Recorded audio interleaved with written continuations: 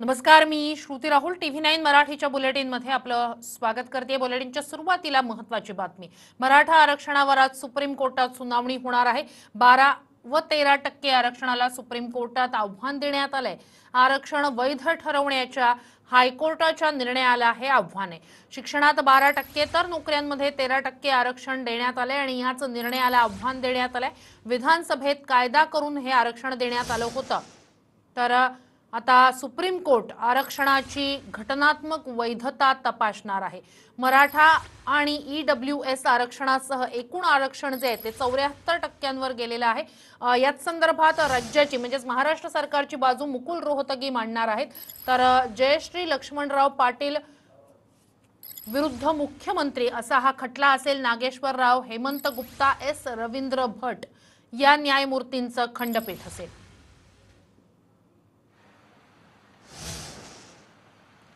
तर अनुसूचित जातींना 13% आरक्षण आहे। अनुसूचित जमातींना 7%। इतर मागासवर्गीयांना 19% आरक्षण आहे।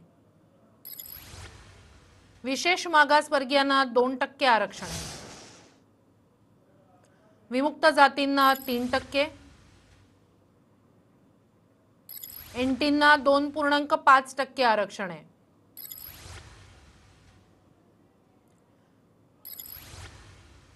तर हे होते आरक्षणातली राज्यातली जी टक्केवारी आहे ती आपण आता पाहतो आहोत।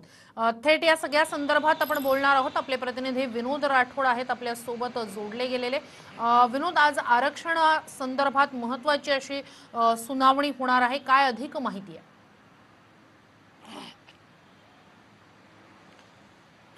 नक्कीच श्रुती, सर्वोच्च न्यायालयामध्ये मराठा आरक्षणावरील सुनावणी सुरू झाली आहे। आताच व्हिडिओ कॉन्फरन्सिंगद्वारे सर्वोच्च न्यायालयामध्ये सुनावणी सुरू आहे। महाराष्ट्र सरकारने मराठा आरक्षणाबाबतची आपली भूमिका स्पष्ट केली आणि त्यानंतर मात्र 12 आणि 13% महाराष्ट्रामध्ये मराठ्यांना आरक्षण देण्यात आलं। त्या मराठा आरक्षणाची वैधता पडताळणीसाठी आणि त्या मराठा आरक्षण टिकावं या दृष्टिकोनातून महाराष्ट्र सरकारने सर्वोच्च न्यायालयामध्ये याचिका केली होती आणि त्या आव्हानात्मक याचिकेला आज महाराष्ट्र सरकार उत्तर देणार आहेत। 1500 पानांचं एक प्रतिज्ञापत्र महाराष्ट्र सरकारकडून दाखल करण्यात आलं। त्याबरोबर गायकवाड कमिशनचं एक प्रत दाखल करण्यात आली आहे आणि सर्वोच्च न्यायालयामध्ये सुनावणी करत असताना यामध्ये मुंबई उच्च न्यायालयाचा जो निर्णय होता त्याला आव्हान दिल्यानंतर मात्र ते आव्हान या ठिकाणी कशा प्रकारे टिकवता येईल आणि त्यानंतर मात्र मराठा आरक्षण महाराष्ट्रामध्ये कशा प्रकारे टिकवता येईल याबाबतची कसोटी आता राज्य सरकारची लागली आहे आणि मराठा आरक्षण टिकावे यासाठी सरकार मात्र प्रयत्न करत आहे आणि त्या दृष्टिकोनातून ओबीसीचे जे नेते आहेत, ओबीसीची जे याचिका आहे त्यामध्ये या स्पष्ट करण्यात आलं आहे की तात्पुरता यामध्ये स्थगिती द्यावं। आपल्याला माहित आहे की वैद्यकीय प्रवेश प्रक्रिया 2020 आणि 21 जवळपास संपत आली आहे। त्यामध्ये मराठा आरक्षणाअंतर्गत विद्यार्थ्यांना यामध्ये लाभ मिळाला आहे। या लाभाचाही वर बंदी प्रतिबंध घालावा अशी या ठिकाणी मागणी करण्यात आली आहे। संपूर्णतः यामध्ये जवळपास 120 ते 130 याचिकामध्ये समावेश या आज सुनावणीमध्ये आहेत आणि यामध्ये मूळ जी याचिका आहे आणि मूळ जो मराठा आरक्षणाचा जो मुद्दा आहे त्यावरही आज लक्ष केंद्रित केला जाऊ शकतो आणि त्याचबरोबर RR पाटील फाउंडेशनचे संचालक विनोद पाटील यांनी मागणी केली आहे की या मराठा आरक्षणाबाबतची वैधता पडताळणीची जी एकंदरीत जी तपासणी करावी ती 5 न्यायाधीशाच्या खंडपीठाकडे करावी अशी या ठिकाणी त्यांनी विनंती करण्यात आली आहे आणि सर्वोच्च न्यायालयामध्ये आता ती विनंती मान्य होती की नाही पाना औचित्य ठरणार आहे। परंतु आता मात्र सर्वोच्च न्यायालयामध्ये सुनावणी झाली आहे। व्हिडिओ कॉन्फरन्सिंगद्वारे काय नेमकं याबाबतची सर्वोच्च न्यायालय आपली भूमिका मांडते हे पाना औचित्य ठरणार आहे। निश्चितच थोड्याच वेळात मराठा आरक्षणावरील सुनावणी असणार आहे। व्हिडिओ कॉन्फरन्सिंगद्वारे ही सुनावणी केली जाणार आहे आणि या सुनावणीत यावेळेला संभाजीराजे सुद्धा सहभागी होणार आहेत। संभाजीराजेंना सुनावणीचं निमंत्रण आहे। मराठा आरक्षणावर आज सुप्रीम कोर्टात महत्त्वाची अशी सुनावणी होणार आहे। तर थोड्याच वेळात व्हिडिओ कॉन्फरन्सिंगद्वारे या सुनावणीला सुरुवात होणार आहे आणि व्हिडिओ कॉन्फरन्सिंगद्वारे होणाऱ्या या सुनावणीत संभाजीराजे देखील सहभागी होणार आहेत। त्यांना या सुनावणी संदर्भात निमंत्रण आहे।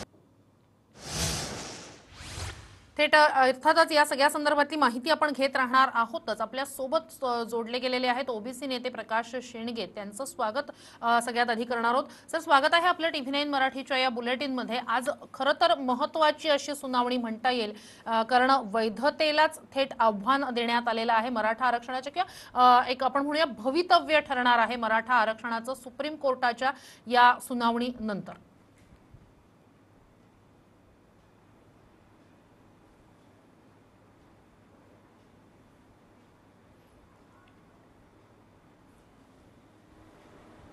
आवाज येत नाही. सरांपर्यंत आपला आवाज पोहोचत नाहीये. प्रकाश शेंडगेजी, माझा आवाज तुमच्यापर्यंत पोहोचतो? हो हो, आता येतोय मध्ये गेलो. माझा प्रश्न असा आहे की एक परत महत्त्वाची आवाज अशी गेलाय. ही सुनावणी जी आहे ती सुप्रीम कोर्टात होते. भवितव्य किंवा मराठा आरक्षणाची वैधता या सुनावणी नंतर स्पष्ट होणार आहे.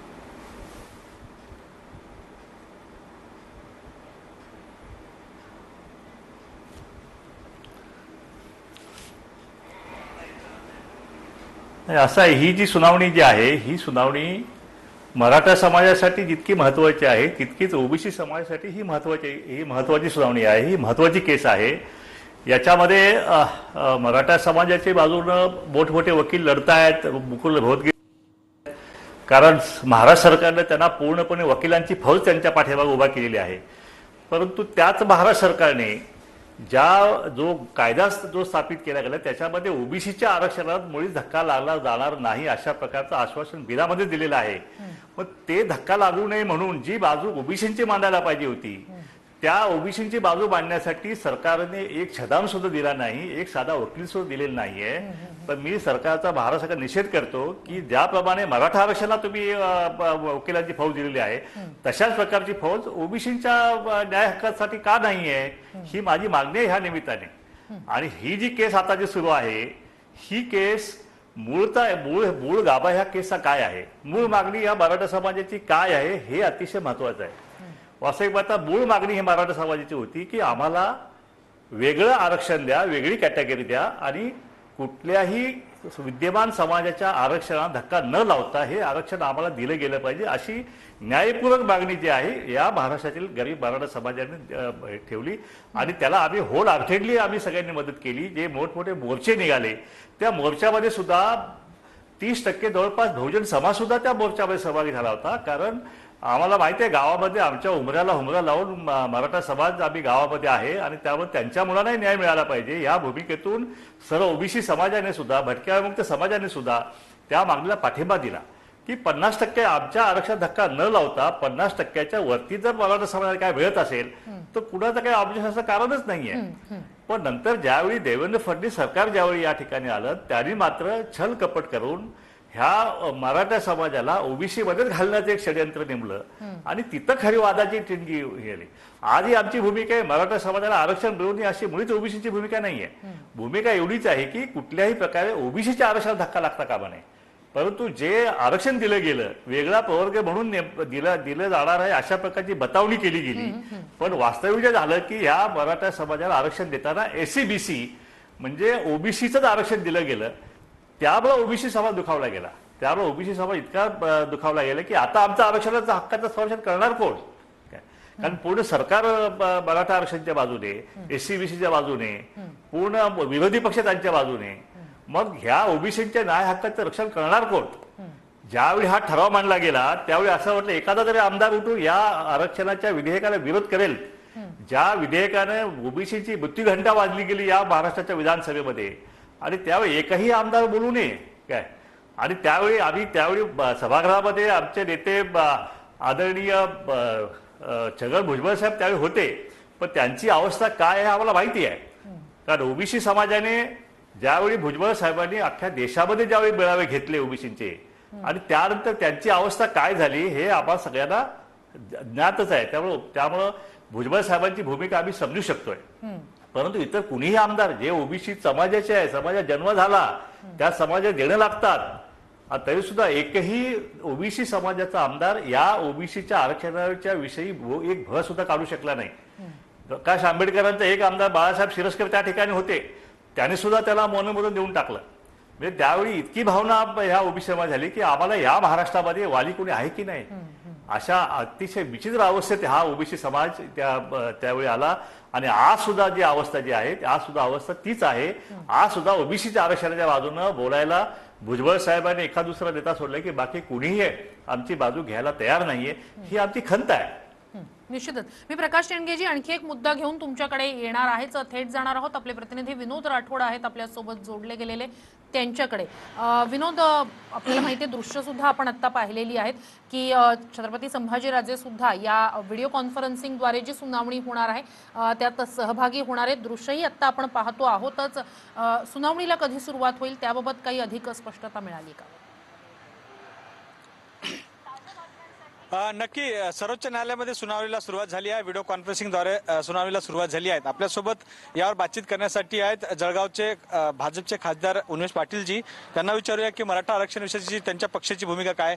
सर, मराठा आरक्षणावर सुनावणी आहे, टिकाव यासाठी प्रयत्न आहे, काय नेमकी भूमिका असणार आहे? मराठा आरक्षणासंदर्भातला गेल्या अनेक दशकं मराठा क्रांती मोर्चाच्या एकंदरीत जगातल्या युनिक मोर्चानंतर त्या ठिकाणी देवेंद्रजी फडणवीस सरकारने याचा कायदेशीर पाठपुरावा केला, समितीचा अहवाल सादर केला, त्याला त्या ठिकाणी कमिशनच्या द्वारे त्याला त्या ठिकाणी सादर करून मराठा समाजाला आरक्षण मिळून ऐतिहासिक त्या ठिकाणी काम केलं.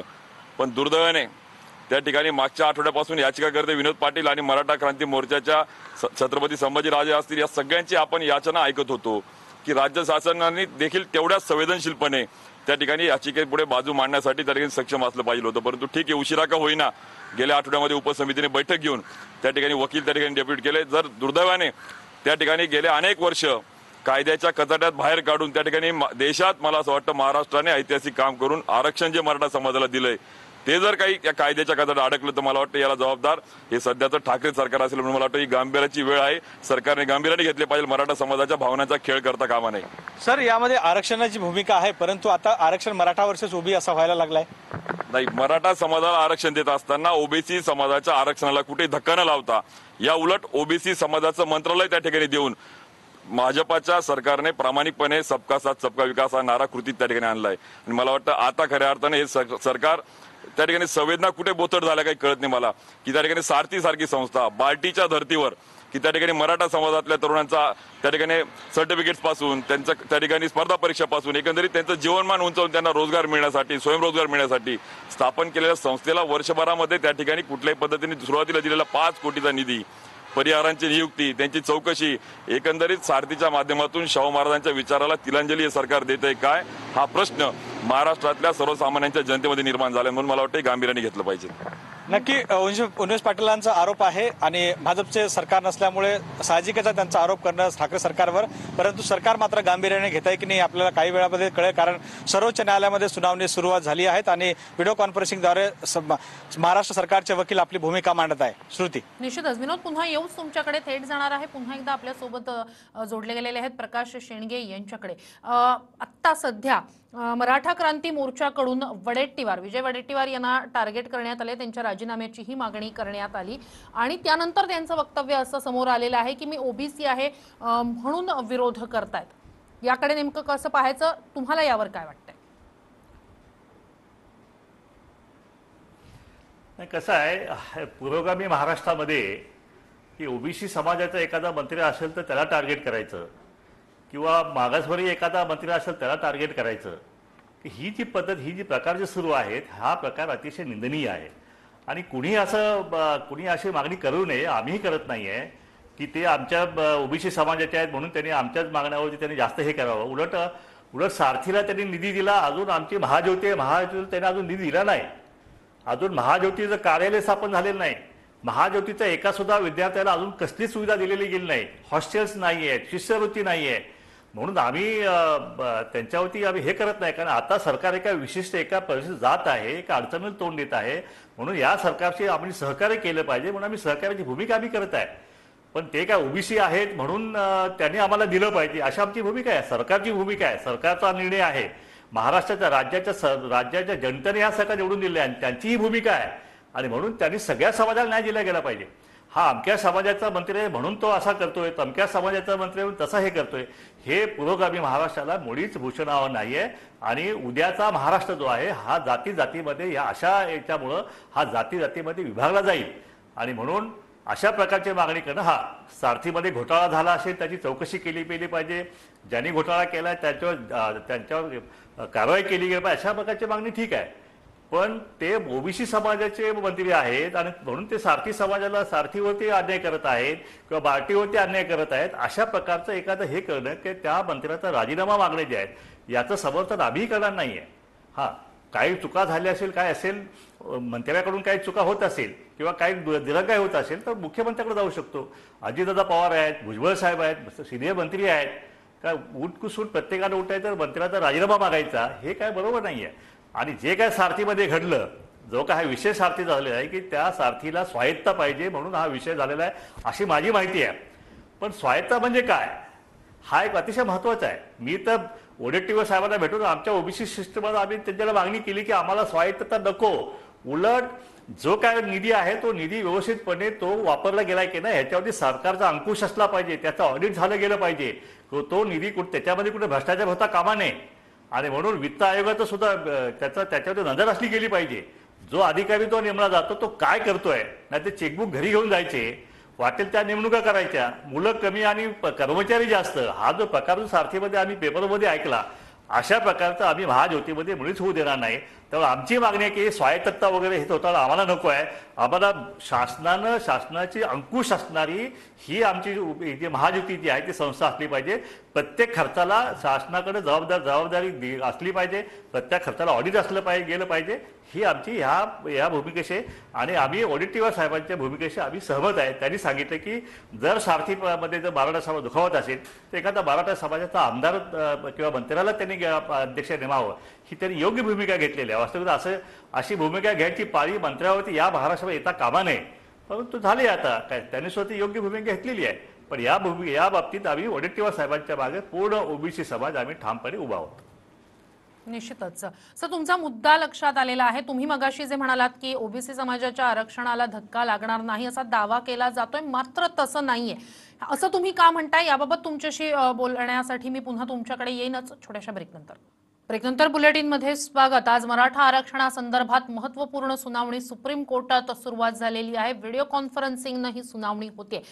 याच सगळ्या संदर्भात किंवा याच मराठा आरक्षणाच्या वेगवेगळ्या पैलूंसंदर्भात बोलण्यासाठी आपल्यासोबत अनेक महत्त्वाचे असे गेस्ट जोडले गेलेले आहेत. आणखी एक मराठा मोर्चा समन्वयक राजेंद्र कोंढारे आपल्यासोबत जोडले गेलेले आहेत. तुम्ही सुद्धा या म्हणजे जी एक महत्त्वाची अशी याचिका होती त्याच्यात इंटरव्हेन्शन याचिका तुम्हीही दाखल केलेली आहे. ही तुमची इंटरव्हेन्शन याचिकातून नेमका काय मुद्दा तुम्ही मांडताय?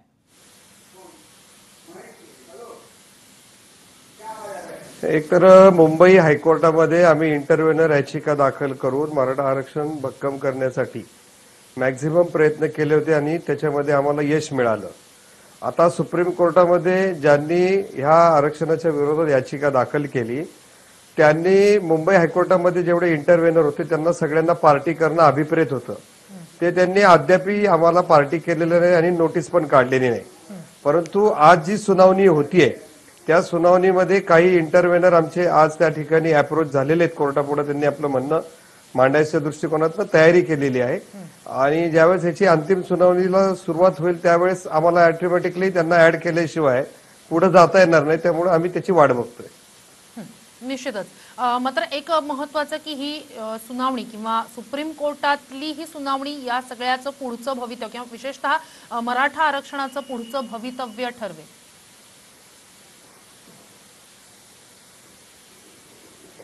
बरोबर आहे. आज दोन विषय कोर्टाच्या पुढे आहेत की वैद्यकीय प्रवेश परीक्षेच्या संदर्भात मागच्या वर्षी सुद्धा काही लोक कोर्टामध्ये गेलेले होते. त्यावेळेस सरकारने अध्यादेश काढून त्यावेळच्या वैद्यकीय प्रवेश प्रक्रियेला प्रोटेक्शन दिलं होतं आणि सुप्रीम कोर्टाने फायनल जे हिअरिंग होणार आहे त्याच्या अधीन राहून ह्याला स्थगिती द्यायला नकार दिलेला होता. आता ह्या वर्षीच्या ज्या ऍडमिशन्स होणार आहेत वैद्यकीय प्रवेश प्रक्रियेच्या त्याला स्थगिती मागणारा जो अर्ज आलेला आहे त्याच्यावर एक सुनावणी आहे. परंतु ह्याच्यामध्ये अनेक घटनात्मक बाबी आहेत. त्याचबरोबर राज्य सरकारने जो आरक्षणाचा कायदा केलेला आहे तो कायदा वैध आहे की नाही आणि त्याच्या संदर्भातनं मागासवर्ग आयोगाने केलेलं क्वांटिफिकेशन या सगळ्या मुद्द्यांमध्ये अनेक घटनात्मक बाबींचा त्या ठिकाणी उहापोह केला जाणार आहे. त्यामुळं विनोद पाटील आणि काही मंडळींनी त्या सुप्रीम कोर्टमध्ये एक याचिका दाखल करून हा सगळा जो विषय आहे हा खंडपीठाकडे सोपवावा आणि खंडपीठाने त्या संदर्भामधला निर्णय घ्यावा अशा प्रकारचा विनंती अर्ज केला आणि त्या विनंती अर्जावर प्रथम सुनावणी होईल आणि त्याच्यानंतर मग ठरेल की वैद्यकीय प्रवेश प्रक्रियेच्या बाबतीमध्ये सुनावणी सुरू करायची का खंडपीठाकडे जायचं. त्या निर्णयावर पहिली सुनावणी आज होण्याची शक्यता आहे. निश्चितच तुम्ही आमच्या सोबत असेच जोडलेले राहाच. याचिकाकर्ते विनोद पाटील सुद्धा आपल्या सोबत जोडले गेलेले आहेत. विनोद पाटीलजी, आता जसं आपल्याला राजेंद्र कोंढारे यांच्याकडून कळलं त्यानुसार दोन महत्त्वाचे मुद्दे आज सुप्रीम कोर्टातल्या या सुनावणी दरम्यान असतील. मात्र तुम्ही स्वतः याचिकाकर्ते आहात. या सुप्रीम कोर्टातली सुनावणी ही अतिशय महत्त्वाची असणार आहे आणि अर्थातच पुढचं भवितव्य ठरणार आहे. त्यामुळे या आजच्या सुनावणीच्या मधून या आजच्या सुनावणीतून काय नेमकं पुढे येऊ शकतं, काय काय आजच्या सुनावणी दरम्यान कोर्टातल्या प्रक्रियेत होऊ शकतं?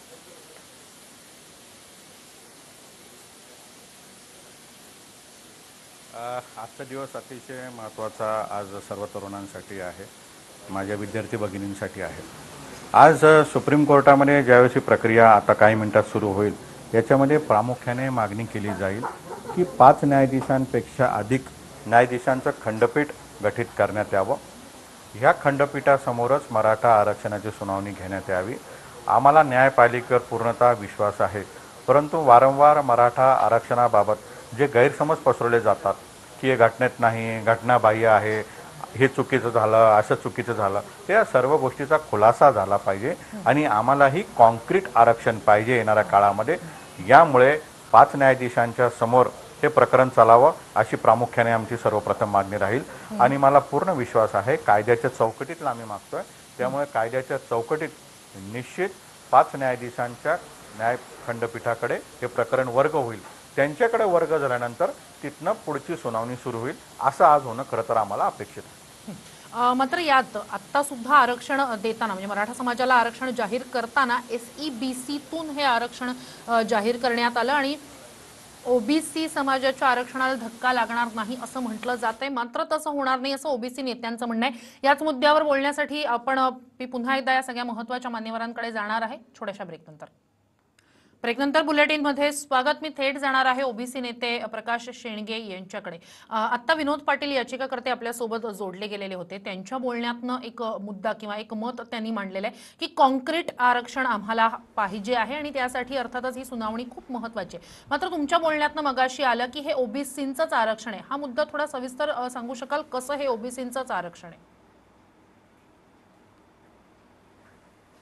हो, मी मगाशी पण ओबीसींची भूमिका क्लिअर करताना सांगितलं की ओबीसींचा विरोध हा मराठा आरक्षणाला मुळीच नाही आणि नव्हता, आजही नाही, उद्याही नसणार आहे.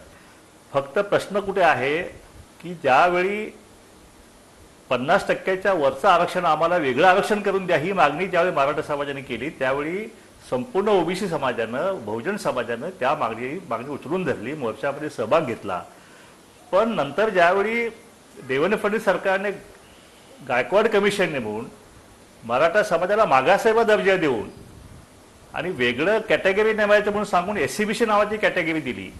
SCBC कॅटेगरी म्हणजे काय नेमकं? SCBC म्हणजे सोशली आणि एज्युकेशनली बॅकवर्ड क्लास आणि OBC व्याख्या डेफिनेशन काय की सोशली एज्युकेशनल बॅकवर्ड क्लास म्हणजे मग वेगळं असं काय केलं त्यांनी? म्हणजे याचा अर्थ त्यांनी OBC मध्ये घातलं ना की उद्या जर सुप्रीम कोर्टचा जो कॅप आहे 50%च्या वरचं आरक्षण सुप्रीम कोर्टने मान्यता दिलेली नाही की आरक्षण 50%च्या वरती जाता कामा नये आणि जर का उद्या हे 50%च्या वरचं असल्यामुळे जर खंडपीठ, जसं असं विनोद पाटील साहेबांनी सांगितलं की आम्हाला खंडपीठ पाहिजे 7 असे 9 असे जजेस आणि त्याने जर उद्या निर्णय घेतला की 50%च्या वरचं जे आरक्षण जे आहे ते आरक्षण जाता कामा नये मागासवर्गीयांचं, अशी ज्यावेळी परिस्थिती येईल त्यावेळी मराठा समाजाची भूमिका काय असेल किंवा कुठलाही मराठा समाज नेता असेल किंवा मंत्री असेल, कुणी सरकार सुद्धा या बाबतीत काहीच आम्हाला सांगायला तयार नाही ना. त्यावेळी मग काय करणार? त्यावेळी मराठा आणि OBCचे भांडत बसायचं का? ते एकदा मागासले पण झालेलं आहे. म्हणजे जर सुप्रीम कोर्टने सांगितले की now you are backward, now you go back to backward category, अशी ज्यावेळी परिस्थिती आली तर काय परिस्थिती महाराष्ट्रामध्ये? याचा कोणी विचार केलाय का? आज सुद्धा याविषयी कोणी सुद्धा ठोस भूमिका मांडायला तयार नाही. ही आमची खंत आहे. नुसतं म्हणणं की ओबीसीला धक्का लावायचा नाही असं बोलून चालत नाही ना. ते कसा लागणार नाही हे सुद्धा तितकंच महत्वाचं आहे. म्हणून आमची मागणी सरकारकडे आम्ही केली की जसं तुम्ही मराठा समाजाचं आरक्षण मजबूत करण्यासाठी तुम्ही वकिलांची फौज दिली, तसं ओबीसीचं आरक्षण मजबूत करण्यासाठी वकिलांची फौज का देत नाहीये, ही आमची मागणी आहे. आता ओबीसीचं त्यांनी आता मंत्रिमंडळ उपसमिती बैठक त्यांनी गठीत केलेली आहे. मी ठाकरे सरकारचा मी आभार मानतो की त्यांनी ओबीसीच्या वती पहिल्यांदा मंत्रिमंडळ उपसमिती गठीत केली भुजबळ साहेब नेतृत्वाखाली. त्याची उद्या बैठकही आहे आणि त्या बैठकीमध्ये आम्ही मागणी करणार आहोत की आमचाही तुम्ही विचार करावा, आम्हालाही पाठिंबा द्या ना, आमच्या मागणं ऐकून घ्या. आमचं आरक्षण तुम्ही कसं संवेशन करणार आहे हे कोणी सांगण्याला तयार निश्चितच नाहीये. हाच ही मुद्दा आमची घेऊन मुळी आहे. प्रकाश शेंडगेजी आमचा आपण विनोद मराठा- पाटील यांच्याकडे जाऊया. जो मुद्दा मांडतायत प्रकाश शेंडगेजी की कसा धक्का लागणार नाही ओबीसी आरक्षणाला, ते थोडंसं समजावून सांगा. काय त्याला तुम्ही सांगाल किंवा त्याला उत्तर काय आहे तुमच्याकडे?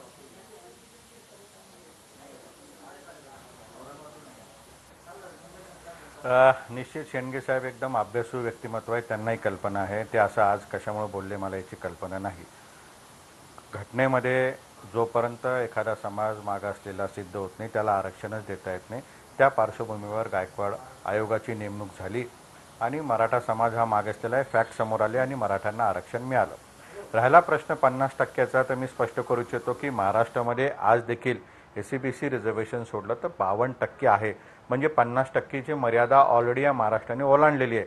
मग 52 काय आणि 68 काय? राहिला प्रश्न सुप्रीम कोर्टाचा.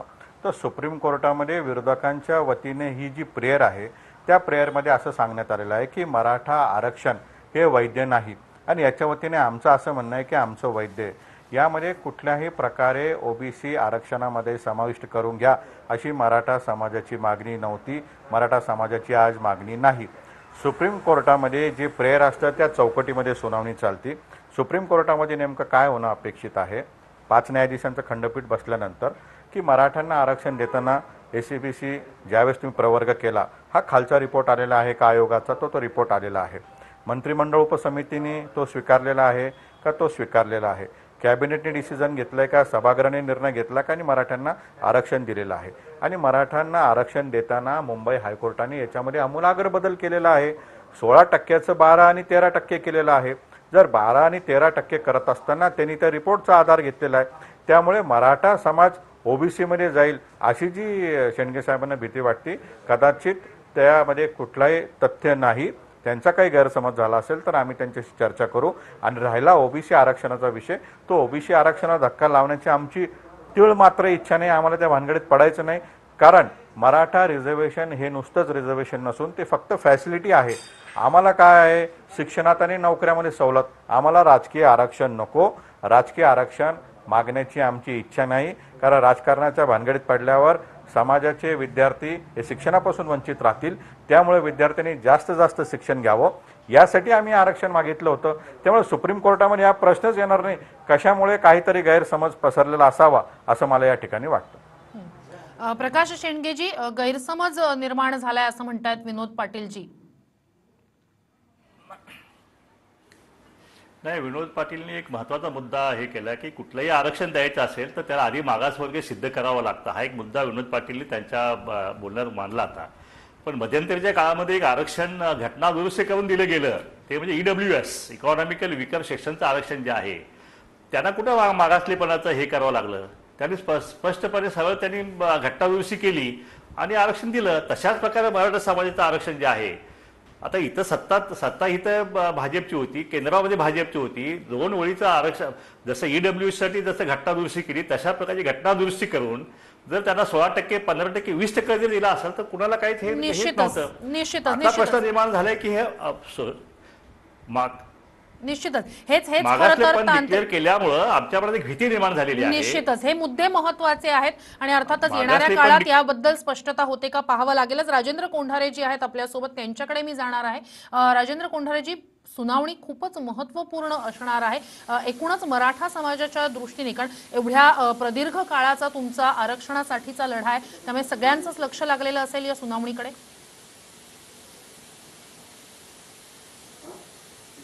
हो, लक्ष तर पूर्ण देशाचं आहे याच्यासाठी की आपल्या राज्यामध्ये 50%चं लिमिट क्रॉस करून न्यायालयाने शिक्कामोर्तब केलेलं हे देशातलं पहिलं आरक्षण आहे. त्यामुळं देशामध्ये राजस्थान असेल, गुजरात असेल किंवा उत्तर भारतातले अनेक समूह आहेत की ज्यांना आरक्षणाची आवश्यकता आहे. हे सगळे प्रवर्ग आजच्या ह्या निकालाकडे आणि ह्या केसकडे बघितलं जात आहे. त्यामुळे राज्य सरकारकडे आमचा आग्रह आहे की हे फक्त महाराष्ट्रापुरता विषय नसून हा देश पातळीवरचा विषय आणि त्या दृष्टीने सरकारने त्याच्यात गांभीर्याने ही लक्ष घालणं आवश्यक आहे. कारण 50% लिमिट क्रॉस केलेलं, शिक्कामोर्तब केलं हे एकमेव आरक्षण आहे.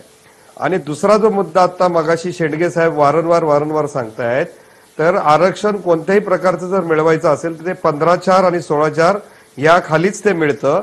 आणि 243 हे जे कलम आहे त्याच्यामध्ये स्थानिक स्वराज्य संस्थांचं आरक्षण आहे ते मराठा एससीबीसी प्रवर्गाला ऍप्लिकेबल केलेलं नाही आणि ती आमची मागणी नव्हती. आणि त्यामुळे राज्यातली सामाजिक स्थिती आणि राजकीय भूमिकेतनं एक वेगळा प्रवर्ग करून दिलेला आहे. ते दोन्ही प्रवर्ग एकमेकांना कुठेही हस्तक्षेप करत नाही याची कृपा करून नोंद घ्या. त्यामुळे तुमच्या कुठल्याही आरक्षणाला ह्या आरक्षणाने कुठलाही प्रभावित होणार नाही याची निश्चितपणे खात्री बाळगा. प्रकाश शेंडगेजी. हा कोंडरेजी, मी आपल्या मताशी मी सहमती आहे आणि काही बाबतीत सहमत नाही सुद्धा. वास्तविक पाहता ज्यावेळी मराठा समाजाने जी ही मागणी लावून धरली त्यावेळी आम्ही सुद्धा तुमच्यासोबत होतोच ना. मी तर भाषण केलं कोल्हापूरमध्ये शाहू महाराजांच्या पुतळ्याचं दर्शन घेऊन. आम्ही मराठा समाजाच्या भूमिकेशी पुढे सहमत आहोत आणि गरीब मराठा समाजाला न्याय मिळाला पाहिजे, यांच्या मुलांना सुद्धा शिक्षणामध्ये आणि नोकऱ्यामध्ये आरक्षण मिळालं पाहिजे, ह्या भूमिकेत आम्ही होतो ना. पण ज्यावेळी गायकवाड कमिशन ज्या पद्धतीनं गायकवाड कमिशन ज्यावेळी त्याचा आयोग जो हे झाला, आता काही जण त्यावेळी म्हणले की हे फिक्सिंग आहे, हे सेटलमेंट आहे, असं तसं. आम्ही अजून असं म्हणलेलं नाही आहे. पण गायकवाड कमिशनचा अहवाल जो तुम्ही जर पाहिलात तो कसा तयार केला गेला, काय त्याचे निकष लावले, मागासवर्गीयांचे निकष लावले गेले का नाही लावले गेले, हा विषय जो आहे हा सभागृहात चर्चा मुळी झालेली नाहीये. म्हणून हा ओबीसींचा जो जी खंत आहे की उद्या आता तुम्ही सराटेंची याचिका बघितली, सराटे हे तुमच्या मराठा आरक्षण मधले एक सैनिक आहेत त्याच्यामधले, त्यांनी अशी याचिका दाखल केलेली आहे की ओबीसीचं 27% आरक्षण हे सुद्धा बोगस आहे आणि हे रद्द केलं गेलं पाहिजे आणि त्याच्या ठिकाणी हे मराठा त्यामध्ये घुसवले गेले पाहिजेत, अशी मागणी मराठा म्हणजे चळवळीतले कार्यकर्ते नेत्यांची भूमिका ती आहे. आणि म्हणून हा ओबीसी समाज भयभीत झालेला आहे आणि त्याला कुणीच हे द्यायला तयार नाही. महाराष्ट्र सरकार सुद्धा काय बोलायला तयार नाही. आम्ही पवार साहेबांची भेट घेतली, आम्ही उद्धव ठाकरे साहेबांची भेट घेतली, आम्ही सगळ्यांची भेट घेतली ह्या बाबतीमध्ये. आम्ही फडणवीस साहेबांची भेट घेतली नाही, तो वेगळा प्रवर्ग आहे ना, तो वेगळा प्रवर्ग आहे. पण एससीबीसीचा वेगळा प्रवर्ग म्हणजे काय, एससीबीसीचं मिनिंगच ओबीसी आहे. घटनात्मक दृष्ट्या एससीबीसी म्हणजे ओबीसीच आहे, ह्याच्यामध्ये वेगळं मिनिंग काही नाही. हा वेगळा प्रवर्ग केला असता, 50%च्या वर तुम्ही घेतला असता, आमचं काही मत नव्हतं. आमची जी भीती जी आहे, उद्या जर 50%च्या वरचं आरक्षण नाही टिकलं तर मग तुमची भूमिका काय असणार आहे, ह्याचं विश्लेषण कुणी द्यायला तयार नाही. विनोद पाटीलजी, या प्रश्नाचं उत्तर तुम्ही देऊ शकाल? जर 50%च्या वरचं आरक्षण टिकलं नाही तर मग तुमची भूमिका काय असेल?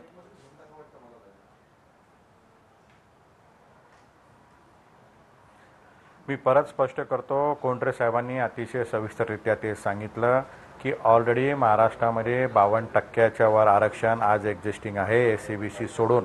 आणि सुप्रीम कोर्टामध्ये एकच निर्णय आहे इंदिरा साहनीचा, त्याच्यामध्ये मतमतांतर आहे.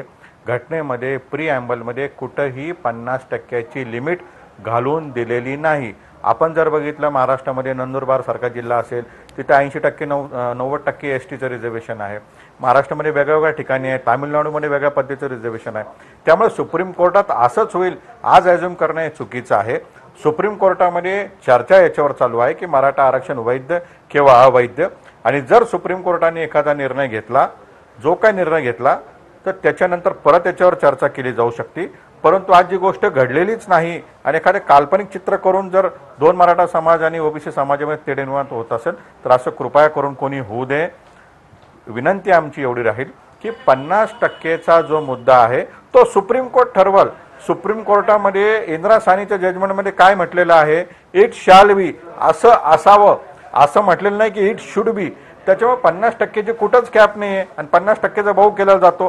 जर 50%ची कॅप असती तर महाराष्ट्रामध्ये आज 52% आरक्षण कसं असतं.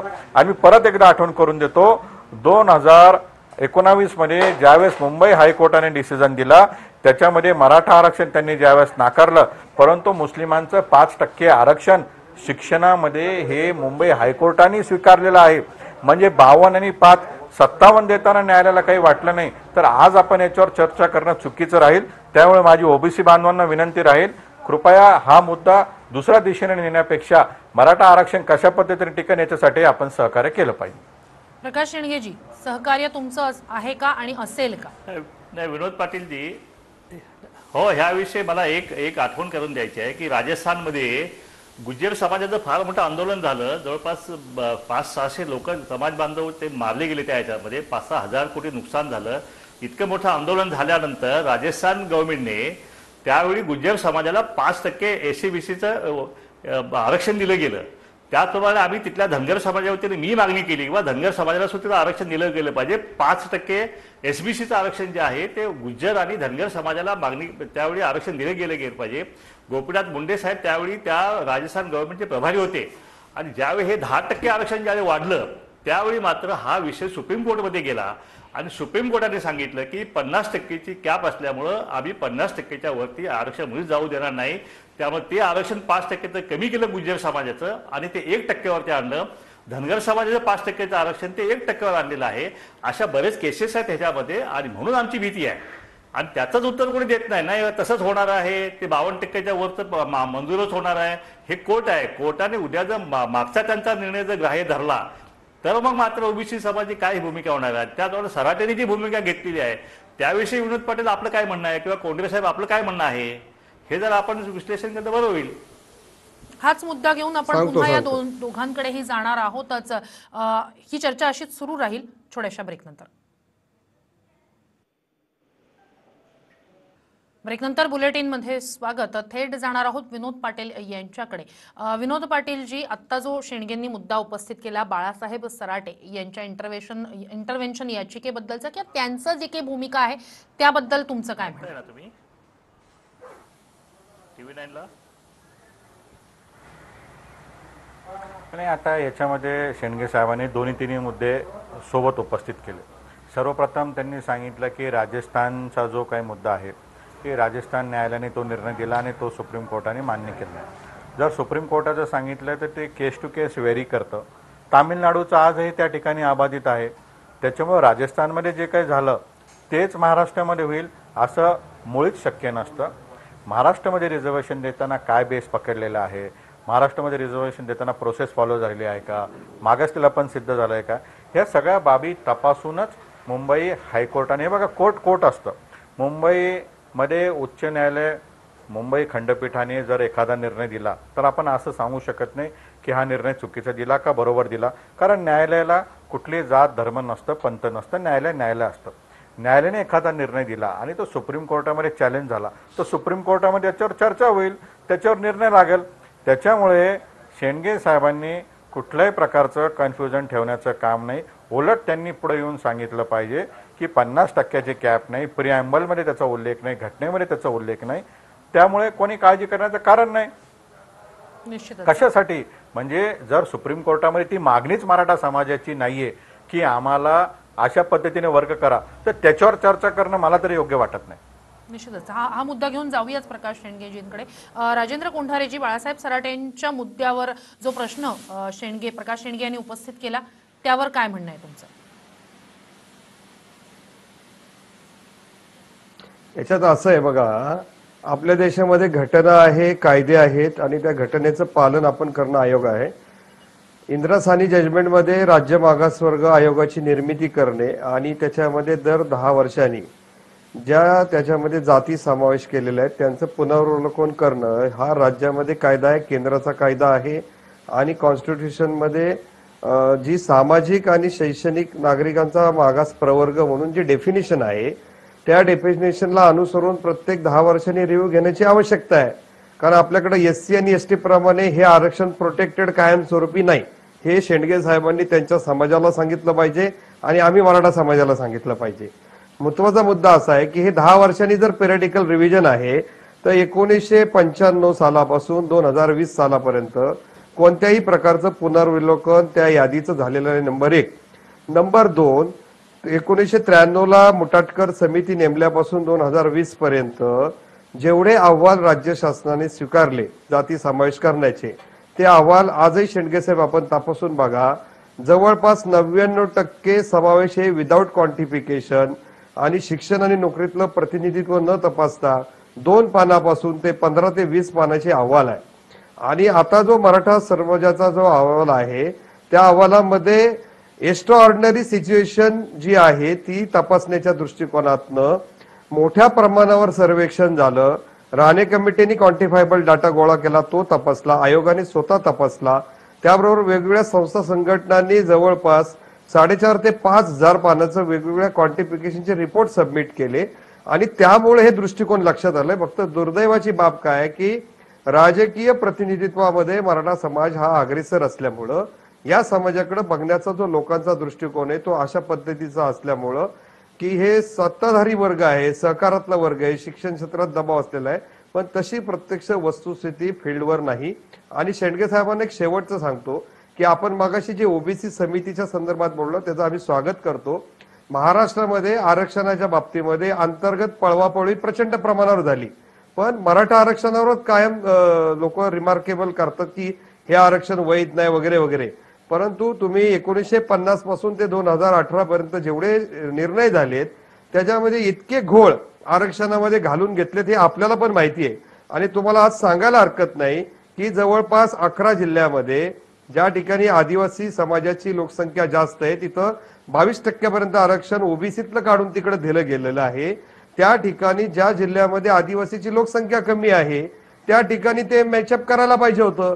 त्या बाबतीमध्ये शेंडगे साहेब कोणत्याही ओबीसी नेत्यांनी आतापर्यंत आवाज उठवला नाही. ही समिती आता पहिल्यांदा निर्माण झाली आणि त्यांनी ती दुरुस्त करावी, आम्ही त्याचं स्वागत करू. आमचं फक्त एकच म्हणणं आहे की ज्याला जे हक्काचं आहे, ज्याला जे न्यायाचं आहे आणि जे घटनेला अभिप्रेत आहे त्याला मिळालं पाहिजे आणि त्याच्यातल्या वंचित घटकाला मिळालं पाहिजे की जेणेकरून आरक्षणाच्या मूलभूत ढाच्यानुसार समाजाच्या प्रवाहामध्ये आणण्यासाठी ज्या उपाययोजना आहेत त्या झाल्या पाहिजेत आणि त्या झाल्यानंतर सगळे समाज एका पातळीवर येणं आवश्यक आहे. निश्चितच मुद्दा तुमचा लक्षात आलेला आहे. मात्र वेळेअभावी आपल्याला प्रकाश शेंडगे यांचं उत्तर आता घेता येणार नाहीये. तुम्ही जे मुद्दे उपस्थित केलेले आहेत त्याबद्दल तुम्हा तिघाही मान्यवरांचे आभार. अर्थात अपडेट्स आम्ही तुमच्यापर्यंत पोहोचवत राहूच. वेळ झालेली आहे इथेच थांबण्याची. पाहत रहा TV9 मराठी.